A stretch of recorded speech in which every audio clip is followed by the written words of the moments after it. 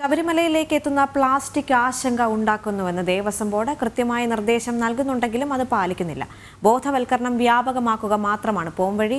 അടുത്ത വർഷം ഇതര സംസ്ഥാനങ്ങളിൽ നിന്നെത്തുന്ന ഗുരുസ്വാമിമാർക്ക് ഉൾപ്പെടെ പ്ലാസ്റ്റിക് കൊണ്ടുവരുന്നതിന്റെ അപകടത്തെക്കുറിച്ച് ബോധവൽക്കരണം നൽകുമെന്നും Devaswom board president advocate PS Prashanth പറഞ്ഞു. തീർത്ഥാടന കാലം തുടങ്ങി 2 ആഴ്ചയ്ക്കുള്ളിൽ തന്നെ അപകടകരമായ രീതിയിലാണ് പ്ലാസ്റ്റിക് ശബരിമലയിലേക്ക് എത്തുന്നത്. പ്ലാസ്റ്റിക്കിനെതിരെ പ്രചരണം നടത്തുന്നുണ്ടെങ്കിലും അത് ഫലം കാണുന്നില്ല എന്നാണ് ദേവസ്വം ബോർഡിന്റെ വിലയിരുത്തൽ.